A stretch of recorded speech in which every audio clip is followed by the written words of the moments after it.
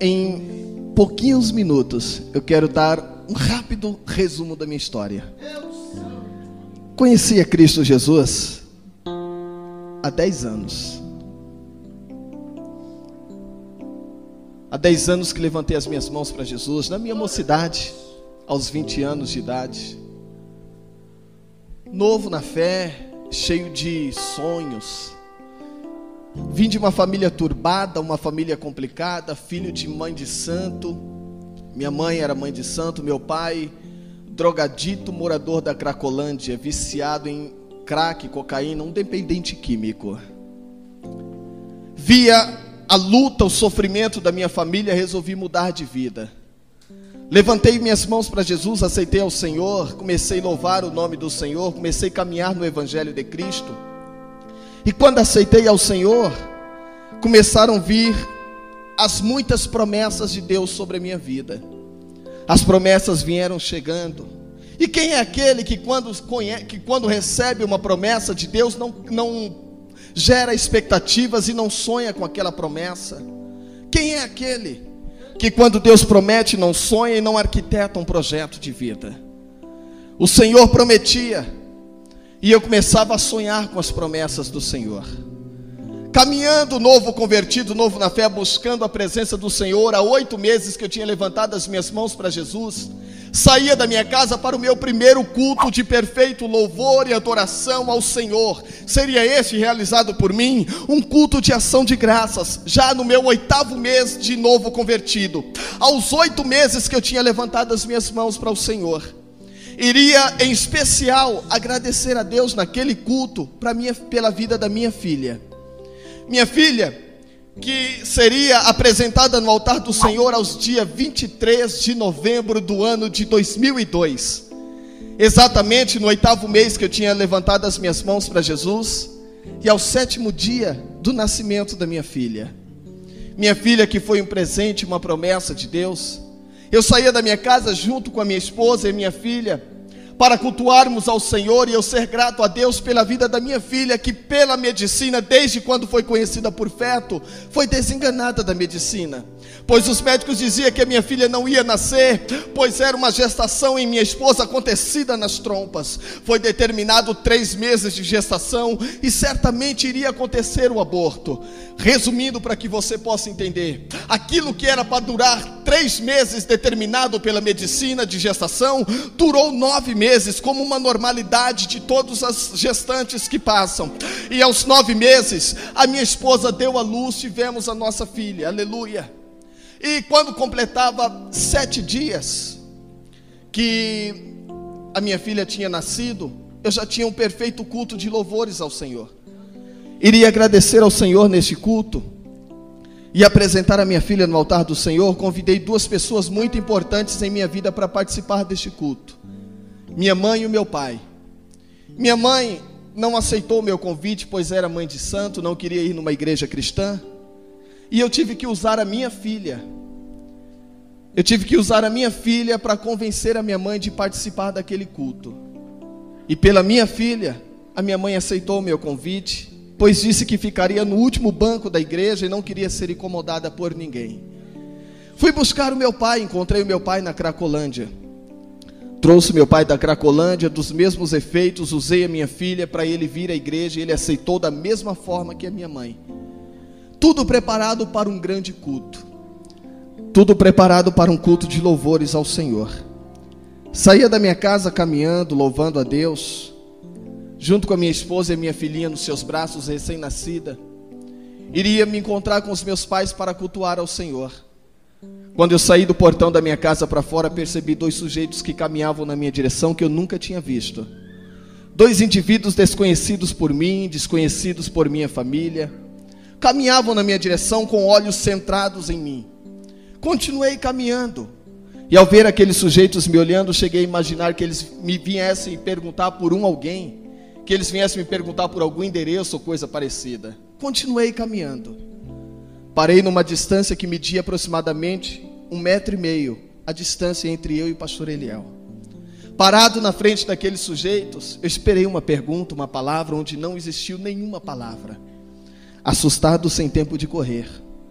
assustado, sem tempo de gritar socorro ou de pedir a Deus: Senhor, eu preciso que o Senhor faça um milagre em minha vida. Eu fui surpreso no momento em que um dos sujeitos levou a mão pela cintura e sacou o peixeiro em punho que media aproximadamente entre 14 e 16 polegadas. Aproximadamente este tamanho, a espessura da lâmina.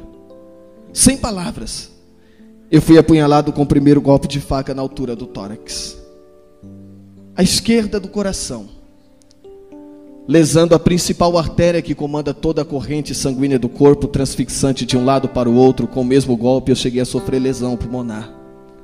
Eu não me suportava mais de pé. Lembro ter caído de joelhos no chão, e de joelhos no chão talvez me existissem 5 segundos de vida para clamar: Deus, não me deixe morrer aqui, salva minha vida, Senhor, faz um milagre. Confesso aos irmãos que não consegui clamar a Deus pela minha vida, pois olhava nos olhos daquele sujeito e enfrentava, e me deparei diante de um cenário diabólico. Eu olhava nos olhos daquele sujeito que, com a faca ensanguentada em punho, friamente, ele levantou a faca na altura da face e lambeu o sangue que estava na faca. Ao ver aquela cena eu clamei: Deus, tem misericórdia da vida deste homem. Ao clamar a Deus pela vida daquele que me agredira, eu caí desfalecido com a face sobre o chão. Desacordado, eu fui golpeado por mais 2 vezes nas costas, atingindo lombar, atingindo medula. Ao 7º dia de ter dado à luz, a minha esposa presenciou o crime. A dieta acabou-se, o resguardo se foi. Aleluia.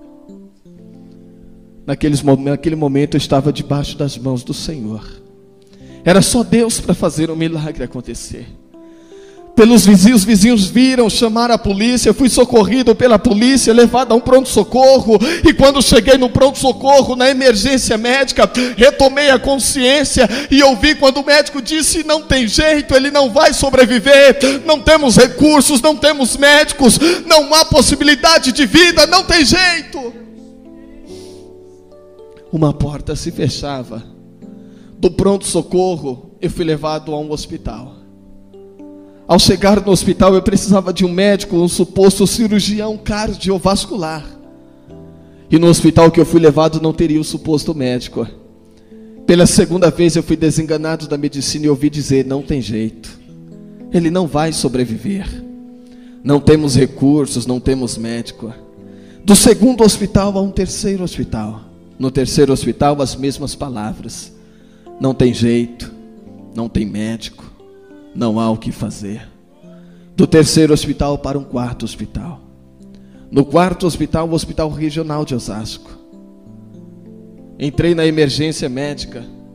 E na emergência médica já foi dito: não temos médico aqui que possa fazer a cirurgia nele, não tem jeito. Era mais uma porta se fechando, mas o hospital dizia: não tem jeito. Oh, aleluia.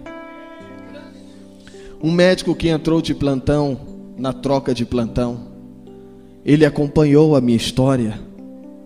Sensibilizado com a minha história, ele foi procurar saber onde teria o suposto médico para me operar.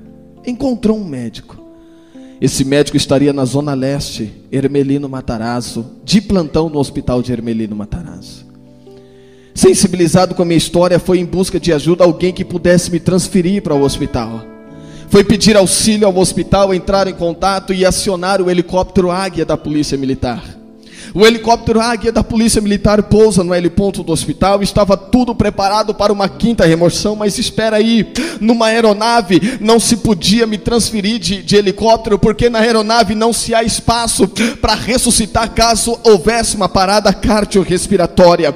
O médico então disse: é o risco que temos que correr, o trânsito não vai dar para chegar lá a tempo, marginal carregada, radial leste carregada, é difícil chegar lá por terra, então vamos pelo ar, é o risco que teremos que correr. Enquanto o helicóptero aguardava pela minha remoção, me colocaram numa maca adequada, viatura aérea, corriam comigo em meio aos corredores do hospital, a caminho da aeronave.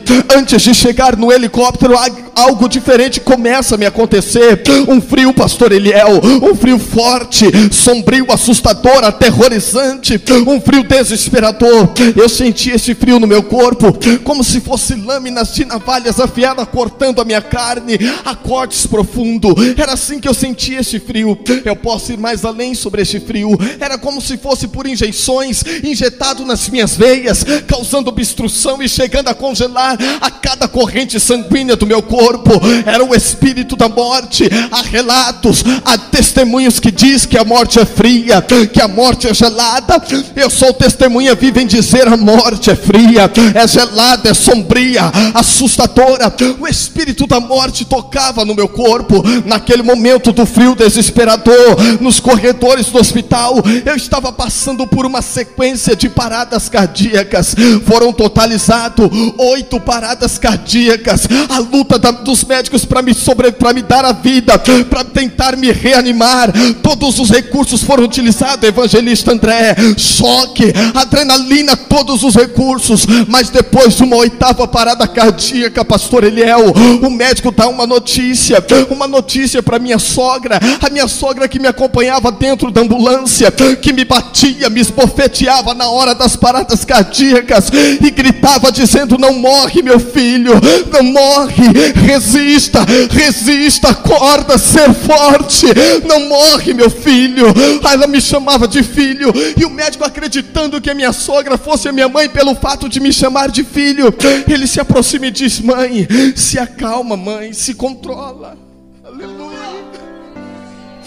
Oh, aleluia. Se acalma, mãe. Até aqui fizemos o possível. O seu filho foi forte. Ele lutou bravamente pela vida de uma forma que eu nunca vi. Mas infelizmente, mãe, ele não resistiu.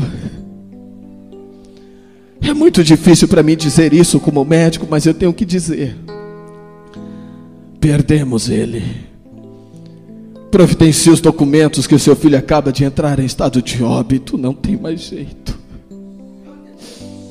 Oh, aleluia. Aleluia. Eu fui levado ao necrotério do hospital. Do necrotério, eu fui transferido para o Instituto Médico Legal. No IML eu fui congelado na câmara fria. A minha sogra foi espalhar a notícia: o Aguinaldo morreu. Acabou. Aquilo que seria um culto de ação de graças, onde eu acreditei que mamãe e papai iriam se render a Cristo, já não ia mais acontecer. Às vezes Deus, Ele cria situações, e diante das situações vem as lágrimas, vem o desespero. Perguntamos: por que, Senhor? E talvez não obtivemos respostas, não conseguimos entender o porquê. Aleluia. Mas o salmista diz que o choro ele pode durar uma noite inteira, mas ao amanhecer virá a tua alegria.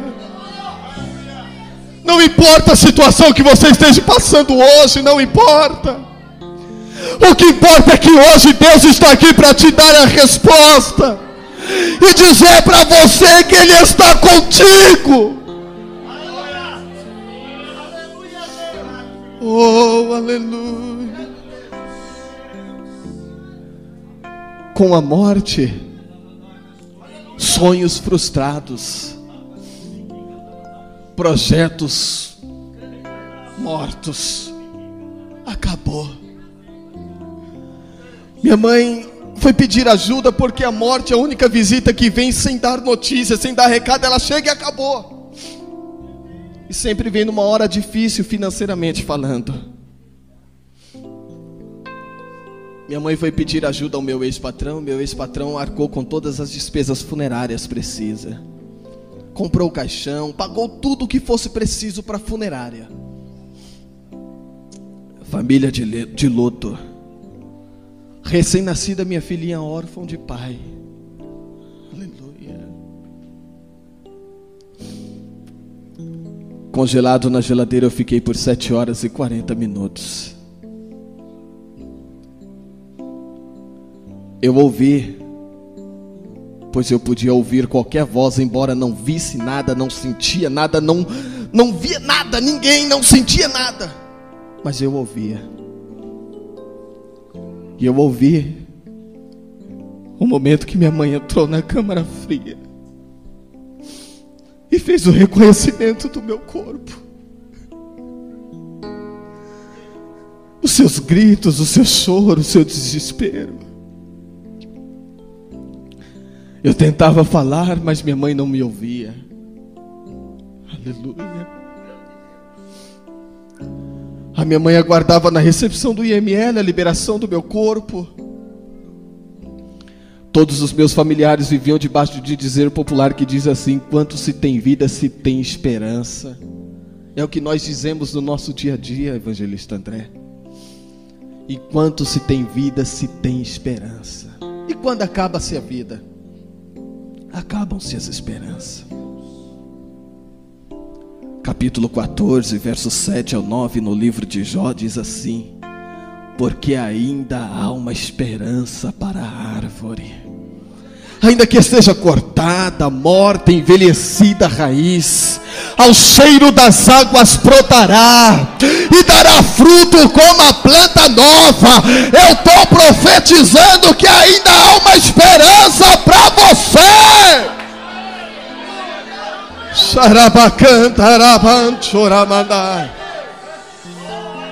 Oh, aleluia. Aleluia. Aleluia, aleluia. Labacauere mandará, manchere managas. Iere manauere gastuite managaseriana. Alamanagasore managasandara. Oh, aleluia. Oh, aleluia.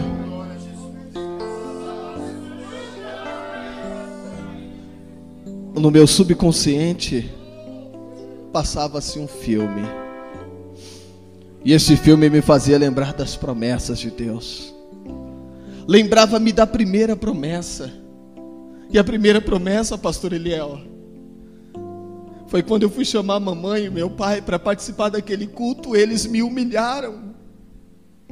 E quando eu voltei para casa de cabeça baixa, o Senhor falou para mim: filho, por intermédio da sua vida eu vou salvar os teus. Eu estava morto dentro do IML. Minha mãe ainda era mãe de santo, meu pai ainda era dependente químico. Eu me lembrava da segunda promessa, e o Senhor disse para mim que ia me batizar com o Espírito Santo. E eu nunca tinha falado em línguas estranhas, estava morto dentro do IML. A terceira promessa, o Senhor disse para mim: filho, vou te levar para o mundo, e o mundo ouvirá as palavras que colocarei na tua boca. Eu nunca tinha ministrado a palavra do Senhor. Eu nunca tinha saído do estado de São Paulo. Estava morto dentro do IML. Depois do reconhecimento do meu corpo, hora da autópsia,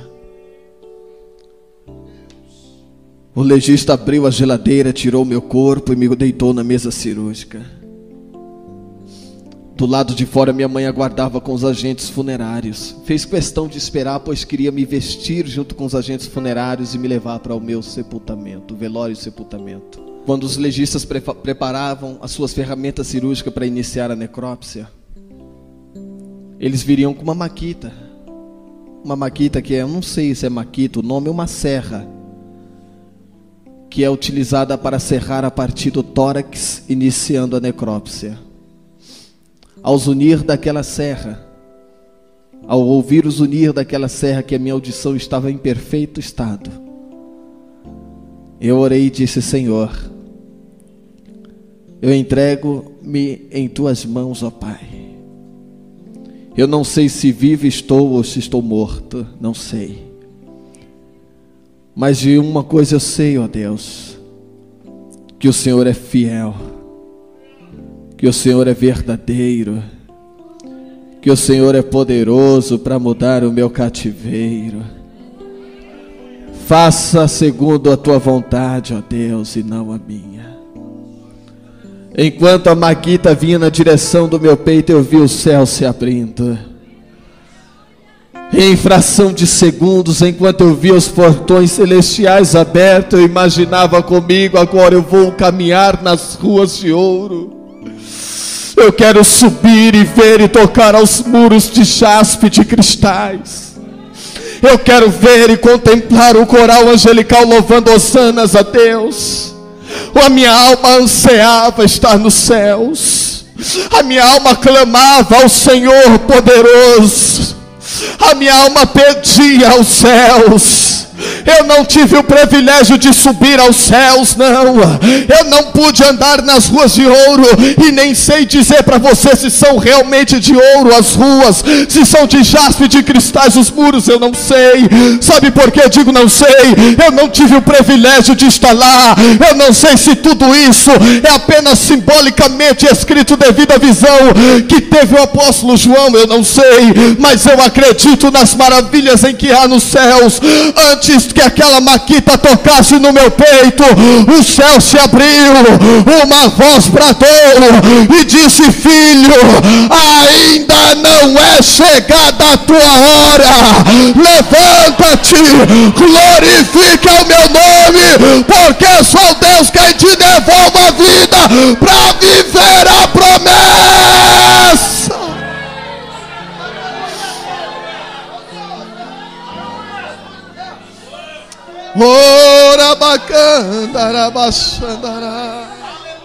Quando eu abri os meus olhos e eu vi a Maquita se aproximando do meu peito, eu consegui me sentar na mesa cirúrgica, ainda com o corpo travado, imobilizado, sem movimentos, duro, congelado.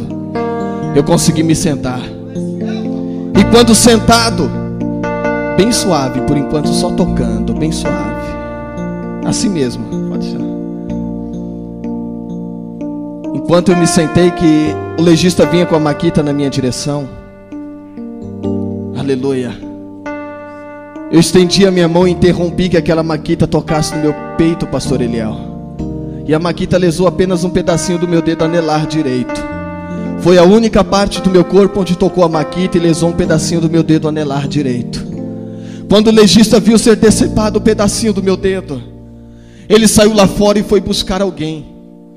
Ele queria ver e ter a certeza se aquilo que ele via com seus olhos era real, era verídico. A primeira pessoa que ele encontrou do lado de fora foi a minha mãe, que há poucos minutos tinha reconhecido o meu corpo. Agora ele entra com a minha mãe dentro da câmara fria, macumbeira, mãe de santo do candomblé, 50 anos de candomblé, 50 anos de idade. Há 25 anos era titulada mãe de santo. Ela vem entrando agora com o legista dentro da câmara fria. E quando eles vêm se aproximando de mim, minha mãe me viu sentado na câmara fria. Ela veio se aproximando. E quando ela chegou próximo, ela grudou no braço do legista, chacoalhou e disse: doutor, eu preciso ser medicada. Eu estou tendo visões. O meu filho está sentado olhando para mim. É alucinação. O médico olhou para minha mãe e disse para ela: senhora, se a senhora precisa de medicamentos, eu também preciso. Eu não sei o que é, mas é. Eu não sei o que foi, mas foi. Eu não sei como aconteceu. Era bacana, era baixandará. Era bacana, era bandeira, bandara, baixandará. Aleluia, aleluia. Com a voz trêmula, corpo frio, gelado, congelado, eu pregava para minha mãe. A macumbeira levantou a mão e aceitou a Jesus.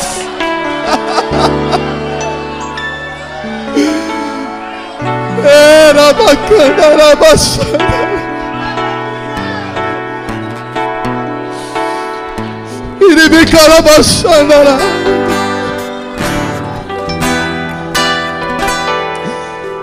tua família pertence ao Senhor. A tua família pertence a Cristo. Tudo isso porque no seu coração hoje vai nascer o desejo missionário. Era bacana, era bastante. Foi preciso passar no vale da sombra da morte. Foi preciso morrer. Foi preciso ser esfaqueado para ver uma macumbeira ajoelhar e gritar: eu quero aceitar a Jesus. Foi preciso passar no vale da sombra da morte para ver um dependente químico de 49 anos de idade levantar a mão, aceitar a Jesus e hoje ser pregador do Evangelho de Cristo.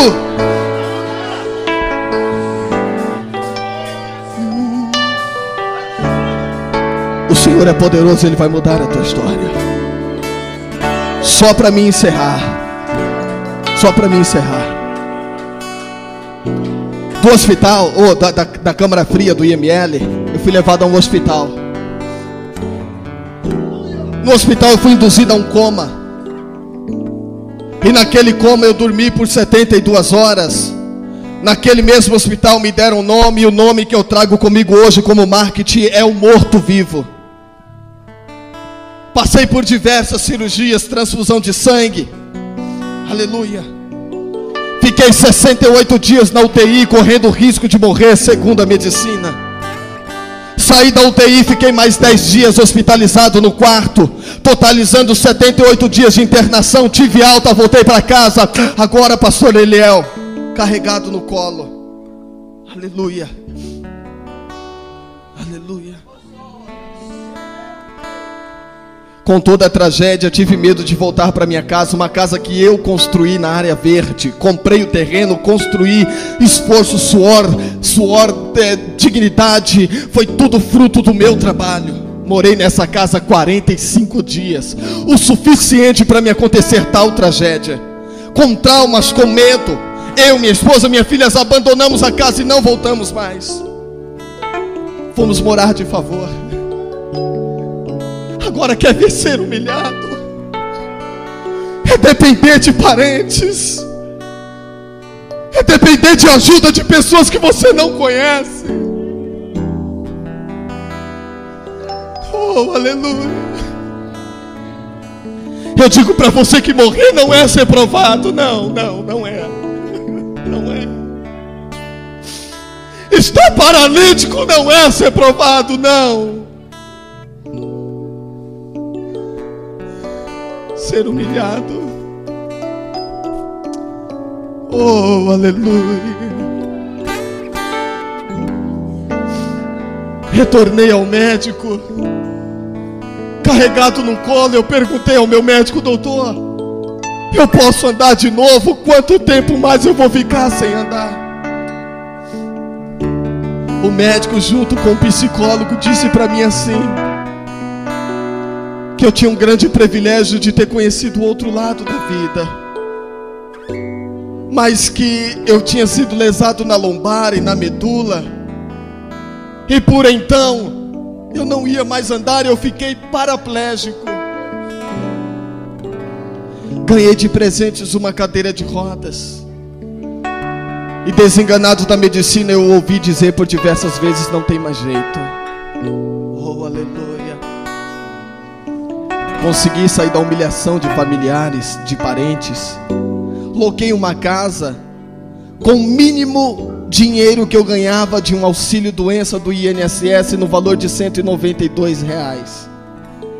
Aluguei uma casa de 170, onde me restaria 22 para as demais despesas de casa. Comecei do zero, do nada. Ganhei um colchão que dormia eu, minha esposa e minha filha no chão. Um fogãozinho de 2 bocas, 2 panelinhas, e a nossa louça era potinhos de goiabada. Era o que tínhamos, e era dali que iríamos iniciar a nova etapa de nossas vidas. Fui morar numa casa, evangelista André, que para chegar ao nível da rua tinha que subir 65 degraus de escada. Agora você é paralítico, cadeirante, não dá para subir, não dá. Fiquei 1 ano sem contato com a sociedade. Fiquei 1 ano sem visita de ninguém. Eu tinha uma liderança, eu tinha um pastor, eu tinha uma igreja, pastor Eliel. E em pouco tempo de convertido eu aprendi, aleluia, eu aprendi que o presbitério da igreja ficou incumbido de visitar os enfermos, ungir com óleo e orar por cura. E por que comigo não? Por quê? Porque comigo não era assim. Cadê a minha igreja? Cadê o meu líder? Oh, aleluia. Caí em depressão. Depressivo, eu não tinha vontade de comer. Eu já não tinha mais vontade de viver. Aleluia. Fui ficando debilitado. Cheguei a pesar 39 quilos numa cadeira de rodas. Chegou uma hora que eu já não aguentava mais. Eu cheguei no meu limite.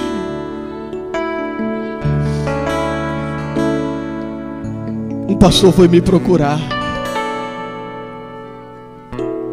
Alguém que nunca tinha me visto foi me procurar, pois ouviu falar a meu respeito. E quando esse pastor me encontrou, ele entrou na minha casa e me viu naquela situação de miséria, há meses comendo chuchu com farinha de milho. Aleluia. Eu não estou contando derrota, eu estou contando a forma que Deus mudou a minha história. Eu já vou terminar. Aleluia. Quando o pastor chegou na minha casa, evangelista André, ele me viu sentado no colchão. Eu já não tinha nem mais feição. Eu não tinha forças. Uma sonda colocada pelas narinas para se alimentar, porque eu não conseguia comer. E o médico teve que, eu fui levado, passei mal, fui levado ao hospital, me introduziram uma sonda, eu tinha que me sustentar à base de sustagem. Se eu não tinha arroz e feijão, que dirá sustagem para comer? Aleluia. Cordeiro Santo de Israel.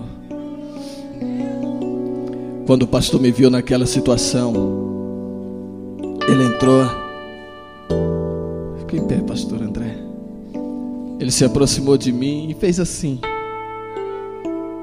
Não foi só assim, ele fez assim. Não desista dos teus sonhos. Oh, lavacantarabaxanagarabassa. Será que você pode fazer isso com quem está do teu lado agora? Será que você pode ser voz profética, abraçar e profetizar e dizer: não desista dos teus sonhos? Você pode não estar se importando, mas esse abraço pode ter um grande valor. Eu tinha 1 ano e 2 meses sem visita de ninguém. 1 ano e 2 meses sem um aperto de mão, sem um abraço amigo, cheio de depressão. E naquele dia aquele abraço foi tudo. Esse abraço é tudo. É o Senhor quem te abraça. É Ele quem te abraça.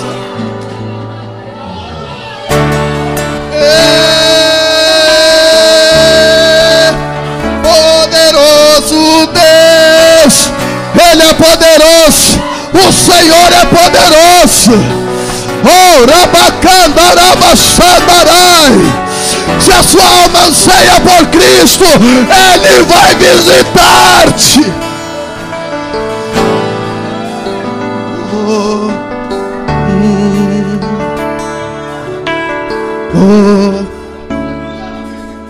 A partir daquele abraço,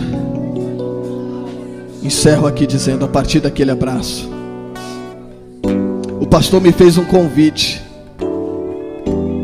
E por ter ouvido falar da minha história pelo legista que era seu amigo, ele me convidou para ministrar e testemunhar o milagre que Deus havia feito em minha vida. Marcamos uma data, marcamos um culto. Eu expliquei toda a minha situação para ele, falei que não estava em comunhão com a igreja há um ano, porque o meu pastor não tinha ido me buscar para ir para a ceia. Enfim, ele disse: não é a sua culpa. Mesmo assim, eu quero que você vá testemunhar o que Deus fez. Aceitei o convite, marcamos a data, e na data programada o pastor disse: às 16 horas de tal dia eu venho te buscar. Às 11 eu estava pronto, ansioso, aquela ansiedade, não via a hora. Revirei o meu guarda-roupa para pegar a minha melhor roupa, pastor Eliel. E meu guarda-roupa era uma caixa de ovos Saito. Era uma caixa de ovos onde ficava a minha roupa, da minha esposa e da minha filha. Tudo que tinha estava ali dentro. Revirei e peguei a melhor roupa, uma calça de moletom branca, toda pintadinha de cera vermelha, era a melhor que eu tinha. Um pijama do hospital, e por cima do pijama um casaco que faltavam os 3 botões superiores. E era inevitável não ver a cruz imensa do hospital no pijama, escrito Hospital Regional de Ermelino, Matarazzo, São Paulo. Era o melhor que eu tinha. O meu calçado, um chinelo Ipanema azul, amarrado com correias, com tirinhas de pano nas correias, envolvendo o tornozelo para não cair do pé, porque o pé não tinha movimentos e não conseguia segurar nem o chinelo. O pastor foi me buscar às 16 horas como programado, e quando chegou me viu e disse: você ainda não está pronto, Aguinaldo? Eu falei: pastor, eu só tenho essa roupa. Mas por que você não me falou? A Bíblia diz que nós devemos contar as nossas necessidades aos santos.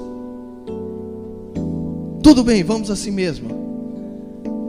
Me pegou no colo, subiu 65 degraus de escada, me pôs no carro, desceu, pegou minha cadeira de rodas, desarmou, colocou no porta-malas do carro e fomos ao evento. Confesso aos irmãos, imaginei que eu iria numa igreja bem pequenininha, simples, humilde. A minha estimativa de público era de aproximadamente 20 pessoas, o que eu esperava. Cheguei no local programado, um ginásio, pouco maior que o ginásio da Portuguesa. 12.500 pessoas dentro do ginásio. Aleluia. Quando eu vi aquela multidão, eu pensei que ficaria na plateia.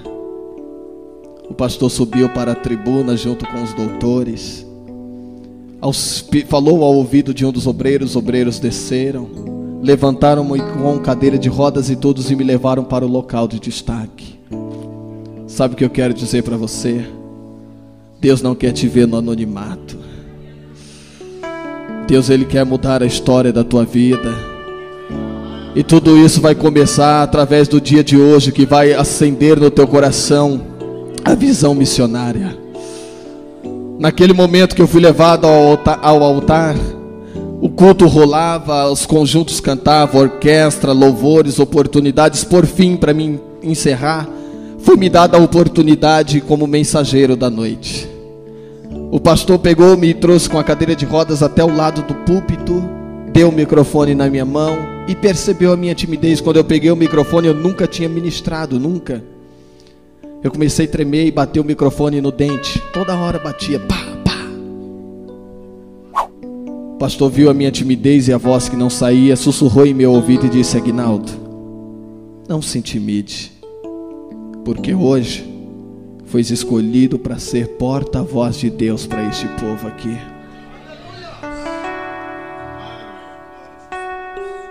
Iniciei o meu sermão sem saber pregar. Era 8 meses que eu tinha aceitado a Jesus, e depois de então não fui mais à igreja porque estava inválido, sem condições de aprender.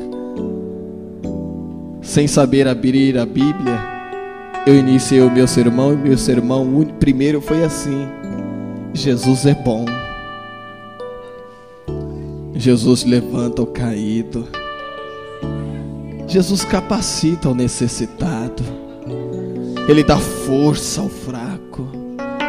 Ele liberta do cativeiro o cativo, dá vista ao cego, audição ao surdo, dá voz ao mudo, ressuscita o morto, faz andar o paralítico, Foi esse o meu sermão. Eu ia devolver o microfone ao pastor, mas antes de devolver o microfone, eu acreditei que eu poderia ser profeta, e então resolvi profetizar. E sabe aquele momento, evangelista André, pastor Eliel, que nós profetizamos a tantas pessoas, profetizamos a tantos subordinados que estão debaixo da nossa autoridade que temos com Deus, profetizamos para um, profetizamos para outro, para outro, para outro. Às vezes precisamos nós mesmos de um milagre e não conseguimos profetizar a nós mesmos. Naquele momento eu pensei em mim, olhei para o ginásio e profetizando eu disse: eu tenho certeza de uma coisa, que ainda hoje eu me levantarei dessa cadeira de rodas para a glória de Deus. Ao profetizar naquela noite, diante de 12.000 pessoas, sentado na cadeira de rodas, o mesmo Senhor que me deu vida no IML, invadiu com voz no ginásio e disse: filho, levanta-te e anda.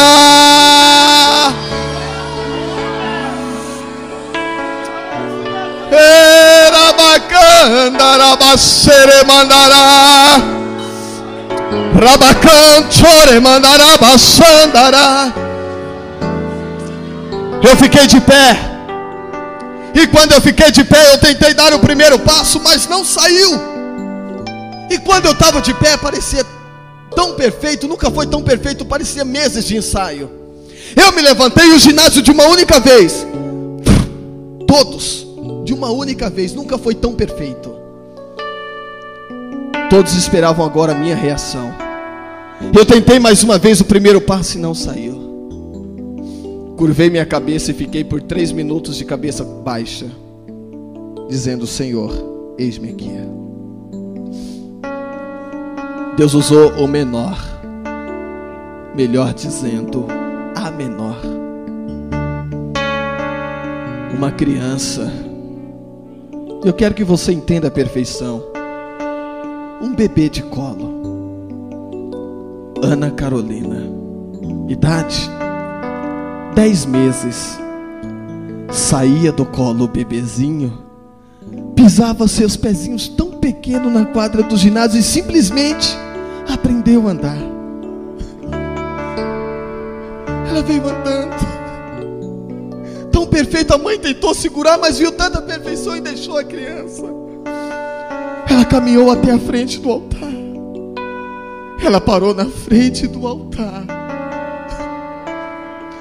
levantou a sua cabecinha para o alto para me olhar dentro dos olhos, e com apenas um gesto ela me disse tudo o que eu precisava ouvir. Com apenas um gesto ela me disse tudo que eu não estava ouvindo ainda. Ela levantou a sua mãozinha na minha direção e disse assim: vem.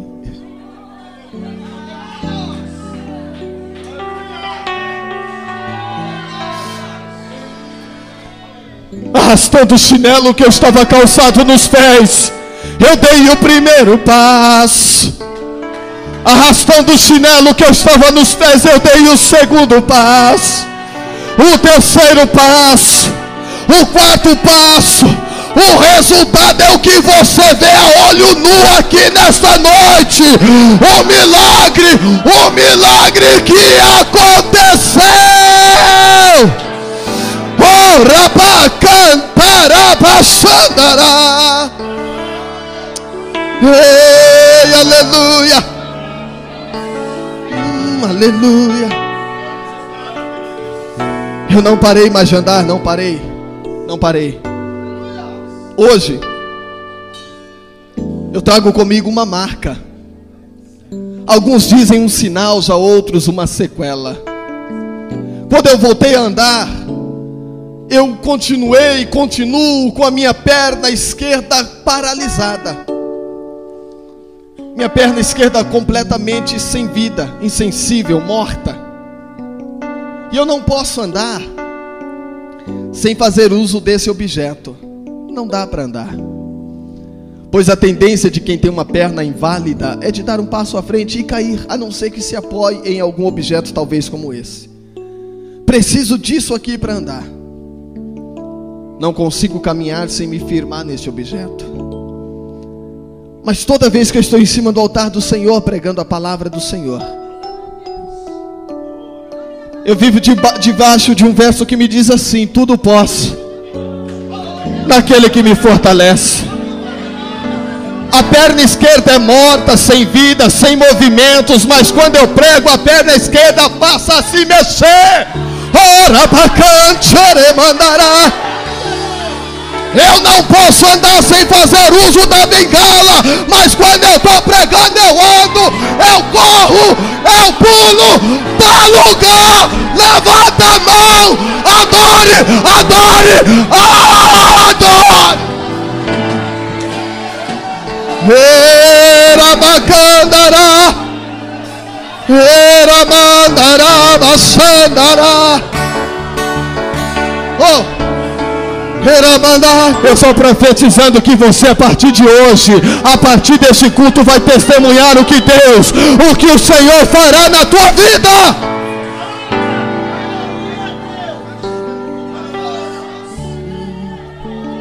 Só para me encerrar, sempre por onde eu passo, eu faço uma prova do tamanho e poder de Deus em minha vida. Muitas pessoas se assustam, muitas pessoas gritam, e não posso ir embora sem deixar de fazer isso aqui. Luiz já sabe como que é. E deixa eu ver se eu encontro alguém forte. Acho que vai ser o pastor Eliel mesmo. Pastor Eliel, o senhor vem cá me auxiliar. Eu chamei o pastor Eliel, que ele é um dos menores aqui da igreja, né? A minha visão é tão excelente que eu olho para ele, eu já sei o peso, 68 quilos. Quando era solteiro.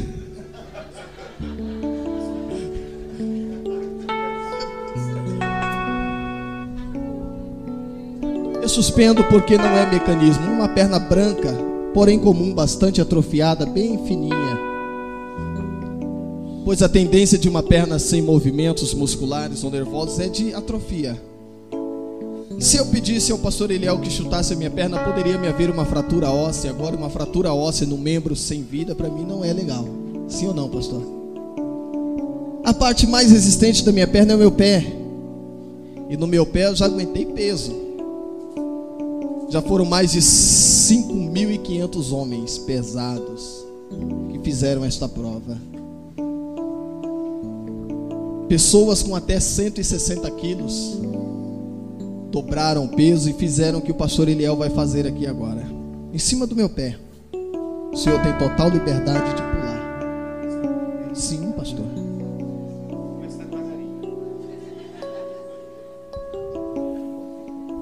Pode pular, pastor.